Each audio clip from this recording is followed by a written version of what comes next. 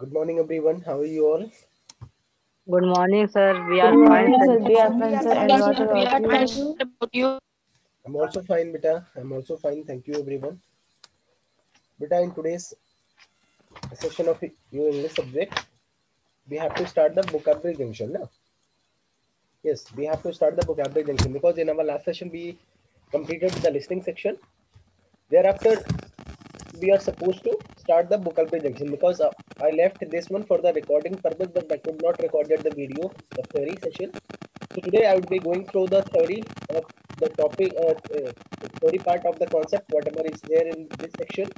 और अगर समय मिला तो हम लोग एक्सरसाइज भी डिस्कस करें. So let us open the book.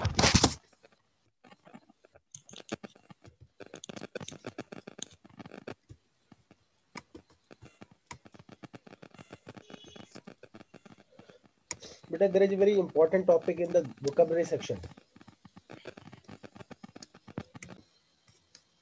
But in the vocabulary junction, today we have to talk about the connotations and denotations. Connotations को denotations को denotative भी बोलते हैं और connotations को connotative भी बोलते हैं. तो in case if you are finding anywhere at any other places, if you are finding that ki denotations or connotative, so you don't have to confused. You do not have to get confused. दोनों का meaning एक ही होगा. ठीक है. अब Yes, sir. Before moving Yes, to sir. The concept, अब ये डेनोटेशन meaning क्या होता है या कैनोटेशन मीनिंग क्या होता है, मैं एक बार थोड़ा सा आसान शब्दों में आपको बता दे रहा हूँ. Denotation meaning is the dictionary meaning. D for denotation, D for dictionary. Dictionary आप लोग Yes, समझते हैं, sir. जो आप बुक रेफर करते हैं, जो आप Yes. इंटरनेट पर रेफर करते हैं. If you are going to if you are going to find out any meaning for if you are going to find out meaning of any word, then what the meaning you are getting there. अभी आप home की बात करें या house की बात करें, residence की बात करें, तो उस सब की मीनिंग एक ही आएगी. A place to live, a place या एक रेजिडेंस है या एक प्लेस है या प्लेस वेयर पीपल लिव कह सकते हैं. अ प्लेस टू लिव यानी रहने के लिए घर. हाउस की बात करें तो वहां पे एक तरीके से हाउस में क्या हो, एक हाउस का बिल्कुल जो पिक्चर हमारे माइंड आंखों के सामने आ जाता है. In the same way Yes, sir. Little, little का भी मीनिंग छोटा सा, प्यारा सा. तो लिटिल का भी मीनिंग आप इस तरीके से आ जा रहा है. Childish, childish is a meaning जहाँ पे बचकाना, तो बचकाना हरकतें कहीं पसंद भी है कहीं नहीं पसंद भी है. तो दैट मीन्स कि there would be similar meaning. Let's say कि आप सिनोनिम्स की बात करेंगे तो there would be the group of words. उन ग्रुप ऑफ वर्ड्स में कुछ वर्ड्स ऐसे होंगे जो कि पॉजिटिवली लिए जाएंगे, कुछ वर्ड्स ऐसे होंगे जो कि नेगेटिव सेंस, जब नेगेटिवली, जब कोई सेंटेंस नेगेटिव सेंस में, जब किसी सेंटेंस में नेगेटिव सेंस आ रहा हो, किसी की बुराई कर रहे हैं या किसी को मतलब कहीं ना कहीं नेगेटिव सेंस निकल रहा है, then that kind of words you would be using.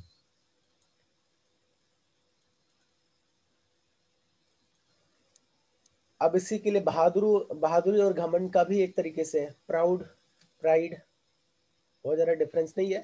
कहीं कहीं घमंड की तरह भी यूज किया जाता है, कहीं जगह उसको गर्व की तरह भी यूज किया जा सकता है.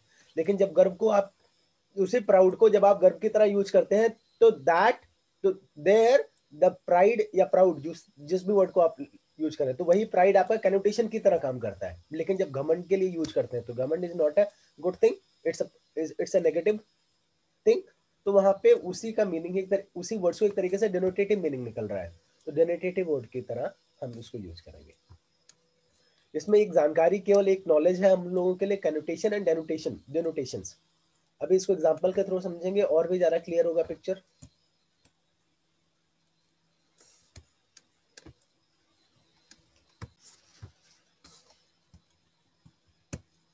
देखो एग्जांपल के थ्रू समझते हैं.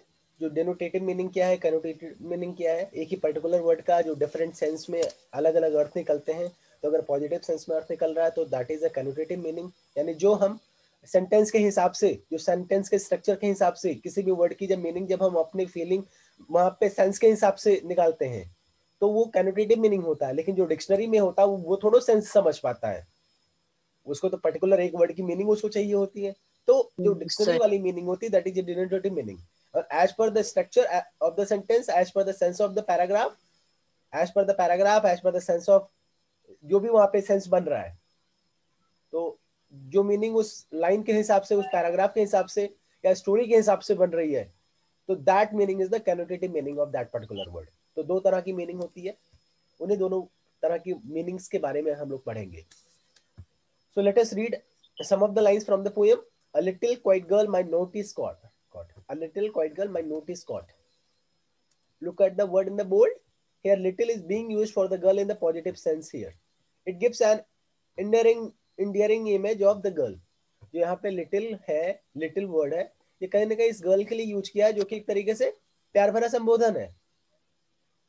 But it can also be used in a negative sentence. इसको कहीं ना कहीं हम नेगेटिव सेंस में भी यूटिलाइज कर सकते हैं, इस पर्टिकुलर वर्ड को ही। कैसे?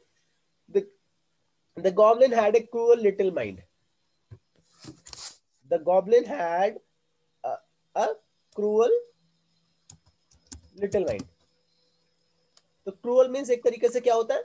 निर्दयी, बहुत ही संकीर्ण, मतलब कहते हैं ना, लिटिल मतलब narrow minded, little minded, both are एक ही जैसे।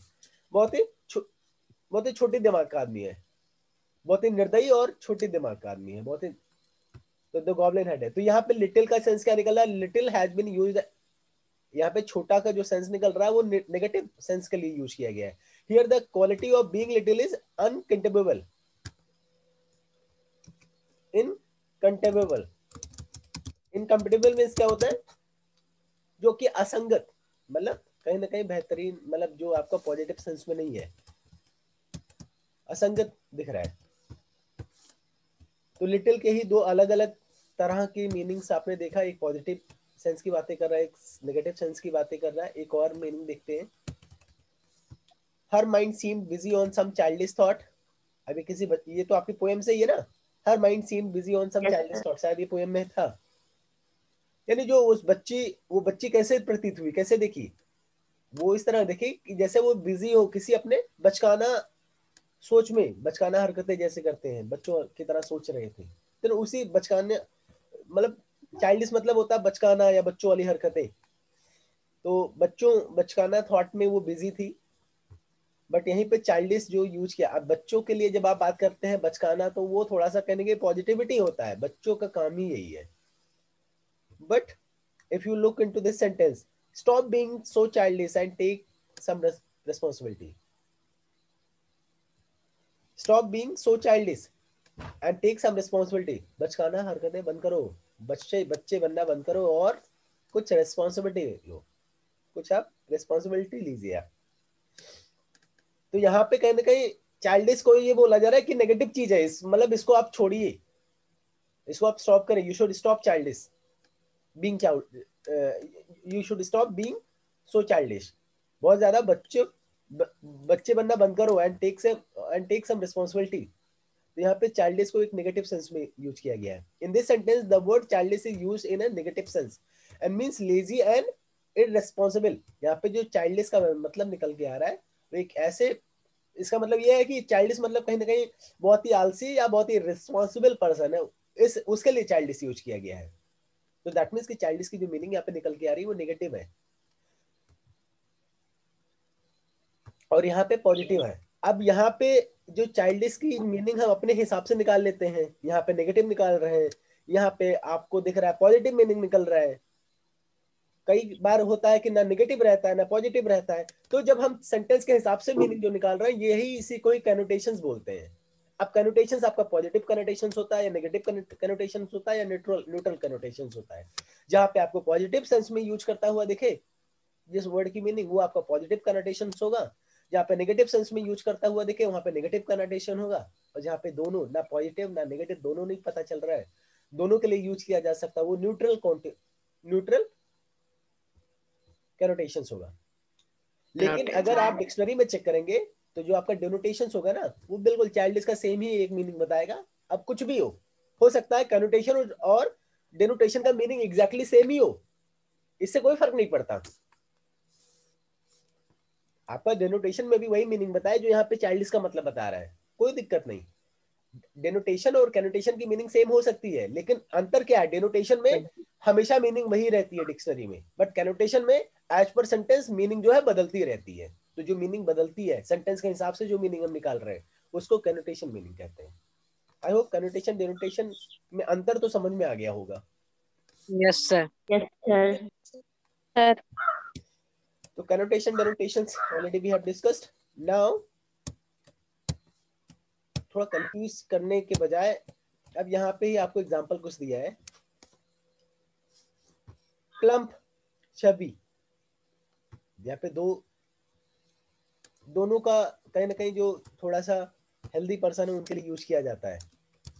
दोनों का एक ही मीनिंग, एक तरीके से सिनोनिम कर सकते हैं। प्लम्प में भी मोटा होता है, छवि किसको बोलते हैं, किसी को जो थोड़ा सा गलफुल्ला टाइप के हो, यानी मोटा वो भी हो, मतलब शरीर से भरा हो, उसको भी बोलेंगे। बट प्लम्प किसको बोलेंगे, प्लम्प बोलेंगे बहुत ही मोटा है या बहुत ही, तो एक तरीके से प्लम्प एक नेगेटिव सेंस निकल के आ रहा है, और छवि आपका एक थोड़ा सा पॉजिटिव, सेम चीजें कह रहे हैं आप, लेकिन इसको थोड़ा सा पॉजिटिवली कह रहे हैं, यानी किसी को हंसी मजाक में, या किसी को एक तरीके से आप कह सकते हैं कि कॉम्प्लीमेंट देने के लिए आप यूज कर सकते हैं। बट प्लम अगर आप किसी को कॉम्प्लीमेंट में करें तो बड़ा मोटा है, यू आर सो प्लम्प, तो दैट मीन्स कि आप कॉम्प्लीमेंट नहीं कर रहे हैं, आप कहीं ना कहीं क्वेश्चन मार्क लगा रहे हैं कि यार तुम तो बहुत मोटे हो, दुबला होना चाहिए था। But a rather endearing way of referring to a person as fat, often used for women and children। जो प्लम की जगह पे छवि है, ये कहीं ना कहीं किसी वुमेन के लिए और बच्चों के लिए भी यूज दिस वर्ड, प्लम नहीं यूज करते, क्योंकि प्लम कहीं ना कहीं नेगेटिव सेंस निकालता है। तो while giving compliment we use this word in instead of plump, क्योंकि ये कहीं ना कहीं पॉजिटिव सेंस दे रहा है। तो यहाँ पे जो छवि का जो मीनिंग आ रहा है, that is a connotative meaning. Plum का भी जो भी कैनोटेटिव मीनिंग होगा, ये नेगेटिव कैनोटेशन है, और ये क्या है, पॉजिटिव कॉनोटेशन है। इसी तरीके से आप इसका भी चेक कर लीजिए। स्टॉट मीन्स क्या होता है, कोई बताएगा?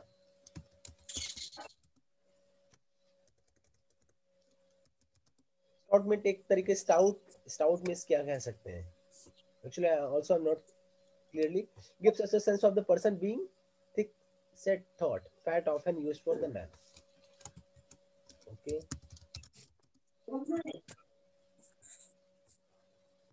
चलिए एक और दूसरा मीनिंग देखते हैं, क्योंकि इसके मीनिंग में थोड़ा सा कहीं ना कहीं हम ही स्वयं थोड़ा सा कंफ्यूज दिख रहे हैं। वर्ड्स सब मिला के जो आपका डेनोटेशन कैनोटेशंस है, उसी को लेकर के आपको अंतर समझना था। और मान लीजिए जिस भी वर्ड्स का अगर आपको जैसे अभी है स्टॉट या पॉटली का मीनिंग में थोड़ा सा मैं कंफ्यूज हुआ, if wherever we get confused with the meaning of any particular word, we can use the dictionary, because without knowing the meaning of any particular word we cannot decide that ki whether it is a positive connotation or negative connotations। अच्छा, dictionary वाली जो meaning रहेगी वो आप निकालिएगा तो ही नहीं, देखिएगा तो जरूर, लेकिन उसी को ठीक उसी तरीके से फिट करने की कोशिश मत करिएगा। अब आप प्राउड का देखेंगे तो अभिमान और गर्व क्या बताएगा, जो भी दोनों में से कुछ भी बताए, बट आपका सेंटेंस के जब किसी सोल्जर्स की बात कर रहे हो तो क्या आप वहां पे घमंडी बोलोगे उसके? तो आपको वहां पे फिर उसके बाद आपको अपना you have to use the your brain, then you have to fit your the meaning of that particular word. यहाँ पे कुछ सेट्स दिए हैं, चलिए ठीक है, हमें डिस्कस ही करना पड़ेगा फिलहाल ना। In the set 1 there is a 1 2 3 4 5 6 words are there. ये 6 वर्ड्स की मीनिंग एक ही जैसी है। अब कौन सा पॉजिटिव है कौन सा नेगेटिव है, ये सारी चीजें दी हुई है, कुछ न्यूट्रल है। थिन मींस क्या होता है, पतला, दुबला। तो बोल दो you are very thin, Abhishek you are very thin, तो मतलब आप बहुत बहुत बहुत पतले हो। तो आपको क्या लग रहा है कि कॉम्प्लीमेंट कर रहे हो उसको?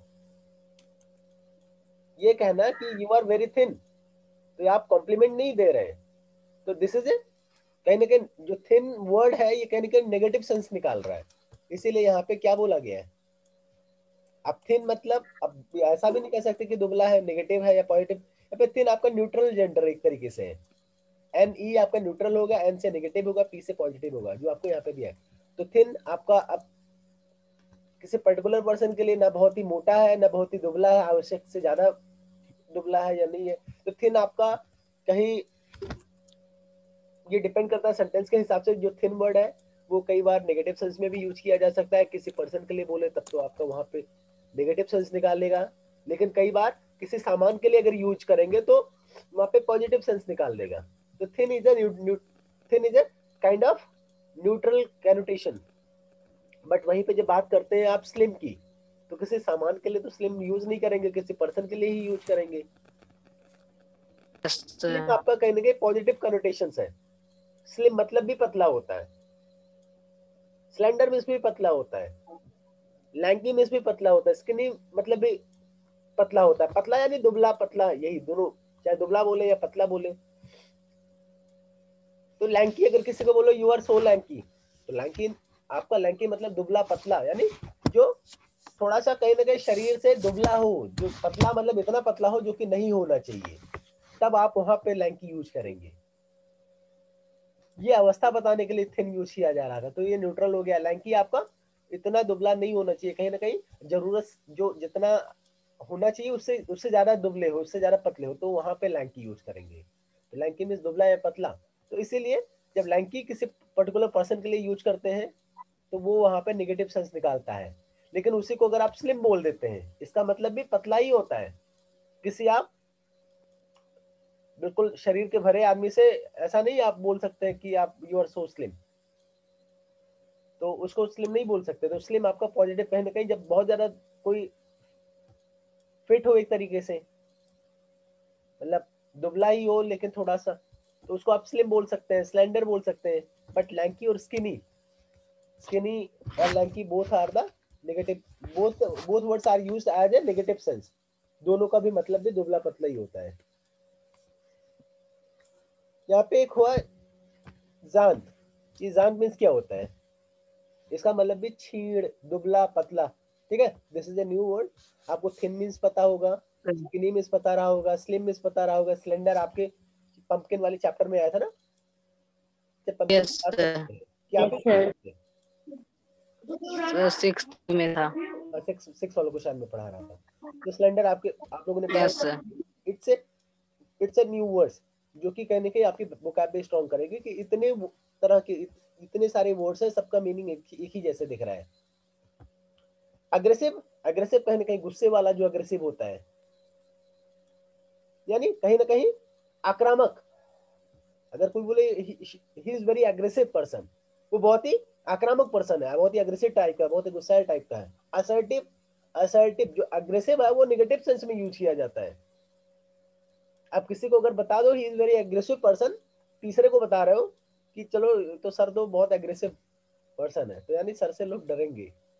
ठीक है, तो सर से लोग डरेंगे तो ये अच्छी बात नहीं है, ये कहीं ना कहीं नेगेटिव ही है। इसलिए सर को अपने आप पे कंट्रोल करना चाहिए, कोशिश भी करते हैं। असर्टिव, असर्टिव की बात करें तो असर्टिव भी आपका आक्रामक ही आएगा, बट असर्टिव आपका पॉजिटिव सेंस में यूज किया जाता है। Yes, sir. एग्रेसिव मतलब कहीं ना कहीं किसी भी बात पे लेकर के गुस्सा हो जाना, ना सही ना गलत, हमेशा ही एग्रेसिव रहना। आप लोग देखते भी होंगे गांव में आसपास या कहीं पे भी, कुछ लोग ऐसे होते हैं जो किसी भी आप दूसरों की नहीं सुनेंगे, बस अपने बात को ही लेकर के सिर्फ गुस्सा ही हो जाएंगे हर बात पे। और कुछ असर्टिव है, असर्टिव अगर आप नहीं रहेंगे, डिफेंडिव रहेंगे, तो आप आगे कैसे बढ़ेंगे? अग्रेसिवली आपका जहाँ पे जरूरत हो, जहाँ वहां पे अगर आप आक्रामक होते हैं, तेजी दिखाते हैं, तो दैट इज असर्टिव।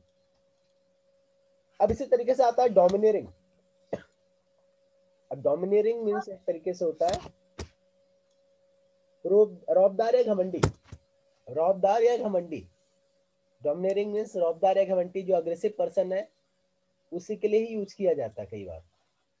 बट जो डोमिनेरिंग है, तो रौबदार या घमंडी, क्या इसको हम पॉजिटिवली तो नहीं लेंगे ना इसको? It's a No, sir. It's a negative No, sir. Connotations. Dynamic, he is a very dynamic person. हम लोग बहुत ज्यादा कॉम्प्लीमेंट यूज करने के लिए भी, किसी को कॉम्प्लीमेंट करने के लिए भी डायनेमिक वर्ड का यूज करते हैं। तो जो डायनेमिक है, it's being used as a positive, positively. But pushy को, फोर्सफुल को, अब पुशी को, पुशी आपका पुश करना पड़ता है, यानी जबरदस्ती करना पड़ता है। तो पुशी तो आपका एक तरीके से यहाँ पे नेगेटिव हो गया, बट फोर्सफुल यानी बलपूर्वक, तो बलपूर्वक आपका न्यूट्रल सेंस में यूज किया जाता है। नाउ सेट नंबर 3 में देखेंगे तो कुछ ब्राइट, क्लेवर, इंटेलिजेंट, इस तरह के वर्ड्स आपको आए हैं। किसी को अगर बोलना हो कि अभिषेक इज वेरी क्लेवर, तो अभिषेक को क्लेवर हम बोलेंगे तो ये न्यूट्रल भी तरीके से बोल सकते हो। किस सेंस में बोल रहे हैं, वो जिस समय पैराग्राफ के ऊपर डिपेंड करता है। जब हम उसकी बुराई कर रहे होते हैं कि वो बट तो बड़ा चालाक लड़का है, उससे बच के रहना, he is very clever boy, तो दैट मीन्स यहाँ पे क्लेवर की मीनिंग नेगेटिव सेंस में निकल के आ रहा है ना। और फिर जब आप ये करो, नहीं वो तो पर्टिकुलर एग्जाम क्वालिफाई कर गया, he is very clever boy, तो क्लेवर अब यहाँ पे आप यूज कर रहे हैं वो बहुत ही चालाक है, but here you are using as a मतलब पॉजिटिवली, इसी कैनोटेशन, इसकी मीनिंग जो यूज कर रहे हो वो पॉजिटिवली यूज कर रहे हैं। तो क्लेवर जो है वो पॉजिटिव और नेगेटिव दोनों सेंस में यूज किया जा सकता है। तो this is by it is a neutral. But लेकिन जब आप बात करते हैं इंटेलिजेंट, तो क्या आप किसी की मतलब बुराई करते समय किसी का नेगेटिव, मतलब किसी के बारे में किसी के नेगेटिविटी बात कहने में आपको इंटेलिजेंट वर्ड आप नहीं यूज कर सकते। इंटेलिजेंट एक अच्छे व्यक्ति के लिए यूज किया जाता है। Is a very intelligent person, is very intelligent. In the same way आपका ब्राइट भी, आपका ब्राइट फ्यूचर की बात किया जाता है, ब्राइट पर्सन की बात किया जाता है, तो ब्राइट भी आपको पॉजिटिवली यूज किया जाता है। ब्रेनी, बहुत ही ज्यादा एक तरीके से समझदार, दिमाग वाला पर्सन, तो इसको भी आप कहीं ना कहीं पॉजिटिवली यूज करते हैं। बट यहाँ पे श्रीड है, श्रीड में होता है चालाक, इसका मतलब भी चालाक होता है, इसका मतलब भी धूर्त होता है। अच्छा, आपको ये फॉक्स वाले एक पोयम था जिसमें crow, the fox and the crow, I think, उसमें आपका धूर्त की इंग्लिश क्या, क्लेवर को किस तरह यूज किया गया था? क्लेवर फॉक्स बोला गया था, क्या क्या बोला गया था? या कनिंग? Clever fox. क्लेवर आपका न्यूट्रल है, बट कनिंग वर्ड आया था, कनिंग फॉक्स। यस तो कनिंग आपको क्या होगा, अगर यहाँ पे कनिंग भी हम लिख देते तो उसका भी मीनिंग सेम आता है। तो कनिंग मीन्स क्या होगा, न्यूट्रल होता है या पॉजिटिव होता? सुन। क्लेवर मीन्स भी चालाक होता है, इंटेलिजेंट यस मीन्स भी चालाक होता है, कनिंग मीन्स भी चालाक होता है। बट कनिंग आपका एक धूर्त आदमी को बोला जाता है, वो चालाकी ना नुकसान पहुंचाने के लिए करे, तो is a very cunning person. तो दैट मीन्स की is very cunning person, negative. मतलब वो बहुत ही धूर्त पर्सन है, चालाक है, मतलब चालाकी के मामले में बहुत ही धूर्त है। But he is very intelligent person, वो बहुत चालाक है। इंटेलिजेंट मतलब पॉजिटिव सेंस में बात किया जा रहा है, but he is very clever person, तो क्लेवर आपका न्यूट्रल हो गया। यहाँ पे कनिंग को भी डालना था इस सेट में, लेकिन नहीं डाला गया, अच्छा लगा। तो आपका श्रूड जैसे कनिंग है, उसी तरह श्रूड भी है। ये आपका जो ये श्रेड भी है, this is also used in the negative sense of, जब आप चालाकी की बात कर रहे हो तब वहां पे। तो यहाँ पे देख रहे हैं देयर आर डिफरेंट वर्ड्स, हर वर्ड्स की अपनी मीनिंग, उसकी मीनिंग के हिसाब से हम ये डिसाइड कर रहे हैं कि वो पॉजिटिव कनोटेशन है या नेगेटिव कनोटेशन है या न्यूट्रल कनोटेशन है। ठीक है। Yes sir. अभी आपने सेट 5 में जो आपने अभी चैप्टर पढ़ा, इस चैप्टर में उसी से रिलेटेड कुछ वर्ड्स हैं, handicapped, cripple, disable and differently abled. जब आप किसी पर्सन को बोलते हैं अपंग, किसी ने बोला था, आपको पढ़ाया जा रहा था या 4th या 5th में पढ़ाया जा रहा था? नहीं, 5th में नहीं, आप ही लोगों को तो शायद पढ़ाया जा रहा था या 4th को पढ़ाया जा रहा था, जिसमें सर हम लोग को ही आप पढ़ाया ही जा लोगों को रहा पढ़ाया जा रहा था। किसी बच्चे ने बोला था, मैंने पूछा था कि किसी ने बोला था अपंग, हमने कहा अपंग तो एक तरीके से किसी को आप अपंग बोल देंगे तो कहीं ना कहीं नेगेटिव सेंस निकलेगा।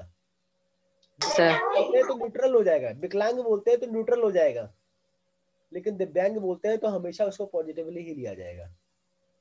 तो इसी तरीके से इंग्लिश में हैंडीकेप्ड तो आपका न्यूट्रल है, but whenever you are talking about the disabled, तो it will be considered as a negative meaning, negative connotation। it differently able जो है कहीं ना कहीं आपका ये पॉजिटिवली यूज किया जाता है। क्रिपल मीन्स भी एक तरीके से अपंग ही होता है, विकलांग ही होता है। तो this is the another word for the handicap, disable, differently abled. अगर इसकी जगह पे आपको ये वर्ड आ जाए तो आपको कंफ्यूज नहीं होना है। क्रीपर इसी से बना है, क्रीपर से क्रिपल, ठीक है। अब हाउस को देख लेते हैं। हाउस आपका न्यूट्रल मीनिंग है, होम आपका पॉजिटिवली, होम में हमेशा ऑब्वियस सी बात है रिलेशंस की बात करते हैं हम, चार परिवार की बात करते हैं। होम का मतलब हमेशा दिमाग में आता है घर, जहाँ पे आराम से सर सुकून से बैठ के बेड पे बैठना चाहे, चेयर पे बैठना चाहे, चाहे जैसे सोना चाहे या टीवी देखना चाहे, यानी हर तरह की खुशी, हर तरह की छूट, यानी हर तरह की आजादी। लेकिन जब आप हाउस की बात करते हैं ना, हाउस तो न्यूट्रल की तरह यूज किया जाता है, इसको नेगेटिव तो नहीं कह सकते, और होम का कोई नेगेटिव है भी नहीं। लेकिन रूम की जब बात करते हैं तो रूम तो हमेशा नेगेटिव सेंस पे आता है ना। होम और रूम की जगह पे कहीं ना कहीं जो किराए का घर है, ऑब्वियस सी बात है, दैट वुड बी, कहीं ना कहीं वो किराए का घर है, वो हमारा अपना है नहीं, वहाँ पे कुछ ना कुछ जिम्मेदारियां भी हैं वो घर के साथ। जिम्मेदारियां तो हमारे यहाँ पे भी होता है परिवार को लेकर के, बट यस सर जो जो अपनापन आपको होम में दिखेगा वो ना तो हाउस में दिखेगा, ना रेजिडेंस में दिखेगा, ना फ्लैट में दिखेगा। लेकिन जब ये इस तरह के वर्ड्स आते हैं तो एक ऐसे जगह की बात आती है, a place of residence, a place where people stay, a place to stay, रहने के लिए स्थान। होम का भी मतलब वही मीनिंग है, हाउस मतलब भी a place to stay, abode means भी वही a place to stay, residence में मतलब भी a place where people stay.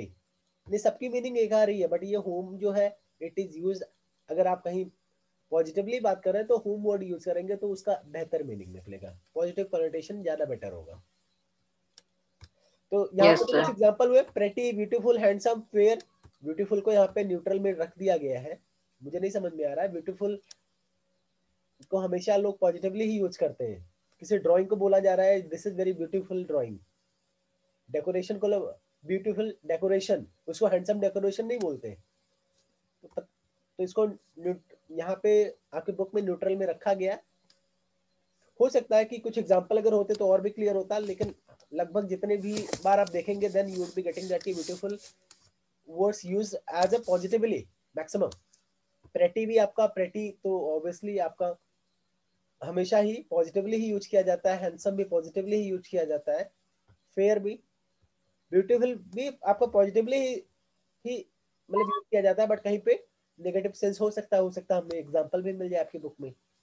तो this is all about the connotation and denotations. आपको ये 6 सेट डिस्कस करके आपको एग्जांपल्स भी क्लियर हुए होंगे। Now your chance. Is sir there any confusion between connotation and denotations?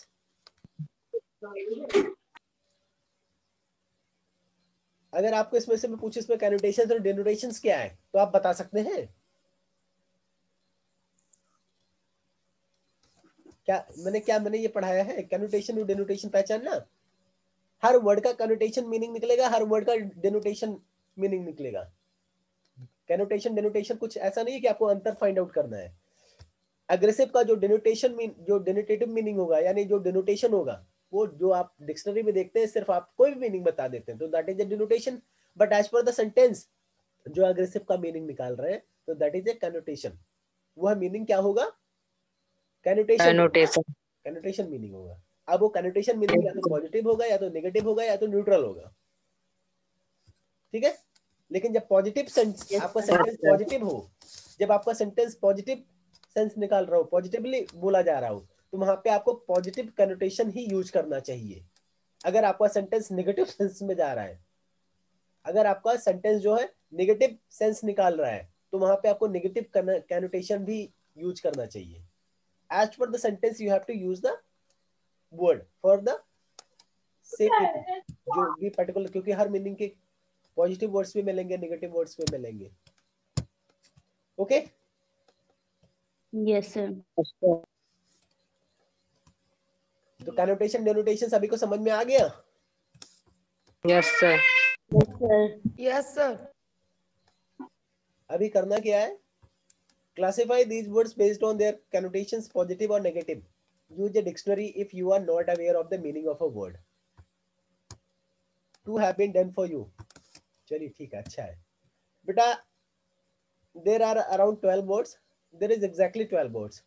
You all have to find out, you first of all you should know the meaning of these words। इस सारे words के meaning पहले आप जानेंगे, तभी आप उसके बाद बोल पाएंगे कि whether it is a positive और नेगेटिव। माइजरली की बात करें, स्टबबॉर्न, प्रिजर्विंग, तो ये सारी की पहले मीनिंग आपको देखना है, फिर आपको पता करना है कि जो आपका जैसे रिलैक्स्ड है, एक रिलैक्स्ड वर्ड है और एक है लेजी, दोनों का मतलब एक तरीके से आराम से ही संबंधित है। तो रिलैक्स्ड वुड बी, रिलैक्स किस मतलब किस तरह का कनोटेशन होगा, पॉजिटिव या नेगेटिव? पॉजिटिव। बट लेजी जो होगा क्या होगा? Positive, negative. नेगेटिव होगा। नेगेटिव। इसी तरीके से जब आप बात करते हैं कावर्डली, कावर्डली मतलब कायरता पूर्वक ना, ये तो कहेंगे कायरतापूर्ण, कावर्ड मतलब कायर और कावर्डली मतलब कायरता पूर्वक। और एक होता है टिमिड, टिमिड मतलब भी आसानी से डरने वाला। कावर्डली यानी कायरता, जो कायर होता है वो डरपोक ही तो होता है, बात ही की टिमिड मतलब भी डरपोक, कावर्डली भी डरपोक, लेकिन जो कावर्डी होता है ना वो डरपोक मतलब कायरता वाला रहता है। तो ये कावर्डली आपका कहीं ना कहीं नेगेटिव सेंस में यूज किया जा रहा है, बट टिमिड इज अ, आपसे मीनिंग निकल रही, but it is a positive. This timid word will be used in the positive sense. तो इसको आप पॉजिटिव कनोटेशन के अंडर में रखेंगे, इसको नेगेटिव कनोटेशन में रखेंगे। इसी तरीके से बाकी के जो 8 वर्ड्स बचे हैं, प्रिजर्विंग हो गया, मॉडेस्ट हो गया, माइजरली हो गया, स्टबबॉर्न हो गया, देयर आर प्राउड हो गया, ठीक है। ये सारे वर्ड्स की आप मीनिंग आप चेक करिएगा और किस वर्ड्स को आप पॉजिटिव कनोटेशंस में रख सकते हैं, किसको नेगेटिव में रख सकते हैं, इट इज ऑन यू। मतलब ये ऐसा नहीं कि आपके हिसाब से होगा, आप लोग जो करिएगा, कल मैं देखूंगा या आप लोग फोटो भेज दीजिएगा, मैं एक बार कॉपी भी देख लूंगा। तो कल मैं क्लास, कल क्या day after tomorrow, before starting the session I will confirm the exact, मतलब एग्जैक्ट मैचिंग ऑफ दिस, कि आपका एक पॉजिटिव होगा या नेगेटिव होगा, और ऐसे में आप लोग को अपनी क्षमताएं भी पता चल जाएंगी, सही होगा या गलत। मैं परसों आपको चेक भी कर दूंगा, आप क्रॉस चेक कर सकेंगे। यस तो सर। 2-4 आप लोग स्वयं भी Yes, करें, sir. थोड़ा सा खुद भी दिमाग लगाएं, या सारा मैं ही बता दूं। इसके बाद का जो सेकंड क्वेश्चन है बेटा, उसके बाद क्या करना है, अच्छा यहाँ पे आपको from these boxes, from this box you all have to write here all the positive connotation you should be written here, and all the negative connotation should be written in this column, okay? Yes, sir. And there is a second Yes, part, sir. थोड़ा सा लंबा है, कई सारे हैं, only 1 minute is remaining, let us check that ki what and how we can do. Read these sentences, choose the word that fits best into the sentences. आपको ऐसा word use करना है जो कि सेंटेंस में फिट बैठता हो। आप सेंटेंस को आप पढ़िएगा, आप देखिएगा कि आपका ये पॉजिटिव सेंस में जा रहा है या फिर पॉजिटिव सेंस में जा रहा है या फिर नेगेटिव में जा रहा है, तो वहां पे आप इन दोनों में से कोई यूज करिएगा। Ravi thinks that this house is expensive या overpriced, but I don't think so. Ravi ये सोचता है कि ये जो मेरा ये जो हाउस है ये बहुत ही महंगा है, लेकिन मैं ऐसा नहीं सोचता। तो वो एक्सपेंसिव वर्ड क्या होगा? रवि जो थिंक सोच रहा है, जो कि गलत सोच रहा है, तो यहाँ पे नेगेटिव कनोटेशन यूज करना चाहिए। तो एक्सपेंसिव जो रवि जो की बातों से जो रवि के लिए यूज किया गया, that is A negative sense. तो एक्सपेंसिव आपका नेगेटिव कनोटेशन होगा या over priced? Over priced. Over priced आपका नेगेटिव सेंस में, दोनों का मतलब महंगा होता है, but over price is the negative connotation. But expensive, भाई एक्सपेंसिव चीजें हैं, कोई बात नहीं, अच्छी चीज है, कीमती चीज है। एक्सपेंसिव मतलब कीमती होना, ओवर प्राइस मतलब ज्यादा पैसे होना, यानी कीमती मतलब इतना ओवर प्राइस, ज्यादा महंगा होना है। तो एक्सपेंसिव आपका पॉजिटिव है, over price. Ravi thinks that this house is over price but I don't think so, ये आपका ओवर प्राइस होगा। इसी तरीके से आपका ABC सारा कर ले जाइएगा, करने की कोशिश करिएगा। नेक्स्ट क्लास में मैं डिस्कस कर लूंगा इसके जो करेक्ट आंसर है। थर्ड फोर्थ भी आप लोग करिएगा।